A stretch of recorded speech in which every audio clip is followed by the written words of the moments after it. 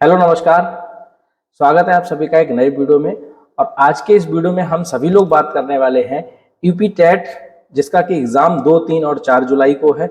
और 2, 3, 4 जुलाई को अलग अलग शिफ्ट में ये एग्जाम आपका पहली बार कराया जा रहा है।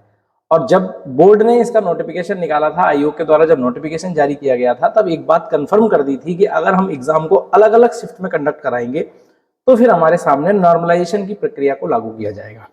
ये बोर्ड के द्वारा पहले ही स्पष्ट कर दिया गया था। तो आज की डेट में ये वीडियो बनाने का उद्देश्य ये है कि आपके एग्जाम से पहले आपको इस बात की पूरी जानकारी होनी चाहिए कि नॉर्मलाइजेशन से आपके नंबर कम होंगे, बढ़ेंगे, या जितने आप क्वेश्चन करके आओगे उतने ही रहेंगे। ये पूरा का पूरा जो विषय है, पूरा का पूरा जो मामला है, इस वीडियो में हम लोग बहुत कम समय में इस बात को समझने वाले हैं। चलिए, तो टेट में होगा नॉर्मलाइजेशन, ये हमारे सामने क्वेश्चन मार्क का विषय है। और ये पहली बार आपका ऐसा है कि टेट में नॉर्मलाइजेशन लगने जा रहा है, क्योंकि अलग अलग शिफ्ट में एग्जाम है। क्योंकि आप अभी तक जितने भी एग्जाम देखे हैं या टीटी के एग्जाम को अगर आप नोटिस करेंगे तो हर बार आपका सेम डे एग्जाम होता था। फर्स्ट शिफ्ट में आपका प्राइमरी का एग्जाम होता था और सेकेंड वाली शिफ्ट में, शाम वाली मीटिंग में, आपका जूनियर का एग्जाम लिया जाता था।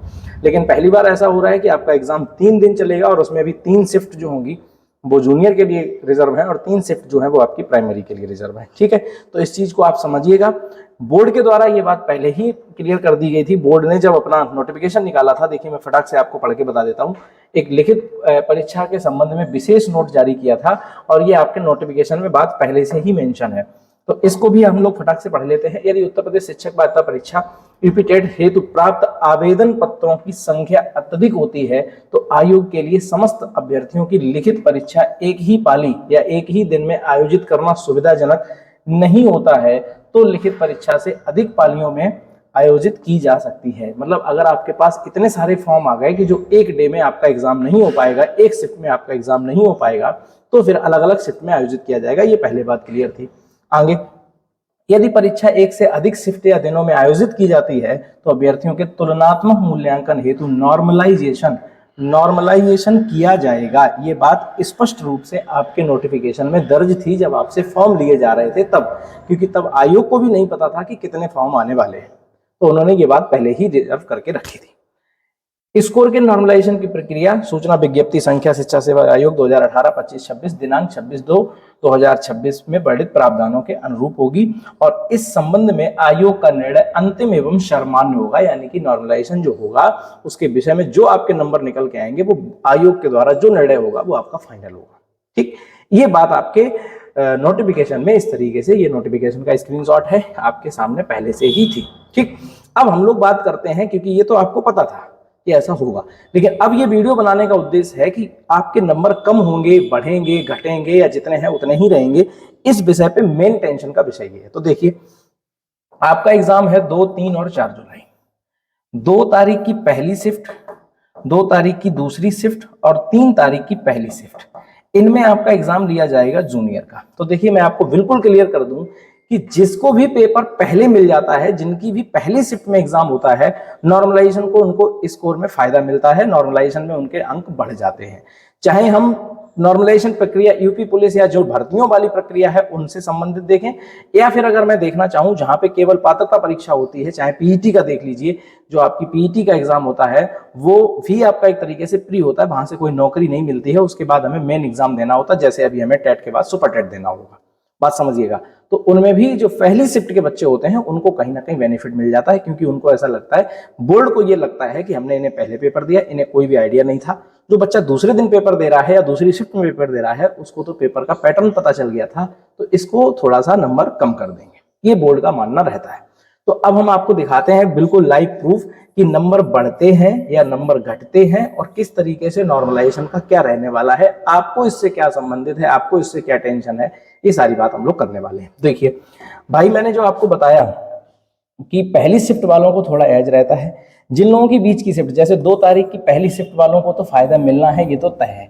2 तारीख को जिनका शाम वाली शिफ्ट में पेपर है, ये लगभग समान रखे जाएंगे, जितने क्वेश्चन आप करके आएंगे आपका स्कोर भी लगभग वहीं टिका होगा।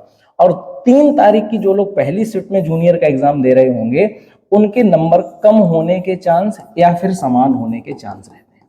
इसकी संभावना कम है, कम होने के चांस ज्यादा रहते हैं। जैसे मैंने जूनियर का समझाया कि 3 शिफ्ट में एग्जाम है, 2 तारीख की पहली, 2 तारीख की दूसरी और 3 तारीख की पहली। तो जिनकी पहली शिफ्ट है उनके अंक तो बढ़ेंगे, इनका तो प्लस ज्यादा है। जिनकी 2 तारीख की सेकंड शिफ्ट है उनके जो मार्क्स हैं उनके समान रहने के पूरे पूरे चांस हैं, और 3 तारीख की जो पहली शिफ्ट है उनके नंबर कम हो सकते हैं। इसका मैं आपको प्रूफ दिखा दूंगा। ठीक, बोर्ड को ऐसा लगेगा कि अगर मैंने किसी का नंबर कम कर दिया, या कोई बच्चा 90 नंबर लाके या 85 नंबर लाके पास हो रहा था, और अगर उसका नॉर्मलाइजेशन स्कोर 81 कर दिया, 80 कर दिया, फिर तो वो पासिंग वाली कैटेगरी से ही बाहर हो जाएगा, तो मामला पेचीदा हो जाएगा, या कोर्ट केस भी हो सकता है, या लोग इसको विवादित कर देंगे। क्योंकि पहली बार टेट में ऐसा भी है कि आप शिक्षक लोग भी टेट दे रहे हैं अपनी नौकरी बचाने के लिए।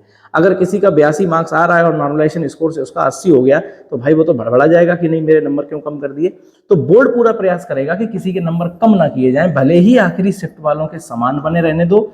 इन 2 शिफ्ट जो इनसे पहले हुई हैं इनके नंबर थोड़े थोड़े बढ़ा दो, पहले वालों के ज्यादा बढ़ा दो, दूसरे वालों के थोड़े बढ़ा दीजिए, और तीसरे वालों के समान बने रह दीजिए। ऐसा बोर्ड अगर करता है तो ये मान के चलिए कि हम लोगों के लिए कोई घाटे वाली बात नहीं होगी। सेम टू सेम प्राइमरी के लिए भी यही रहेगा। प्राइमरी का एग्जाम आपका 3 तारीख की सेकेंड शिफ्ट में है, 4 तारीख की पहली शिफ्ट में है, और उसके बाद सेकेंड शिफ्ट में है। तो जो 3 तारीख की सेकेंड शिफ्ट में प्राइमरी देगा उसके नंबर ज्यादा बढ़ने के चांस, 4 तारीख की पहली शिफ्ट में जो प्राइमरी दे रहा होगा उसके नंबर थोड़े बढ़ने के चांस, और 4 तारीख की दूसरी शिफ्ट में जो एग्जाम देगा उसके नंबर या तो समान या तो कम होने के चांस रहेंगे। नॉर्मलाइजेशन का ये हिसाब किताब रहता है। इसके लिए आप देख लीजिए, ये मैंने यहाँ 2 स्टूडेंट्स के पीईटी के स्कोर कार्ड लगाए हुए हैं। जैसा कि आपको पता है कि पीईटी जो है वो प्रारंभिक आयरता परीक्षा होती है।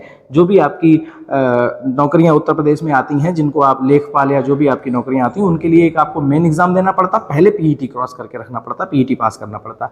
तो प्रीलिमिनरी एलिजिबिलिटी टेस्ट पीईटी 2025 का स्कोर कार्ड है।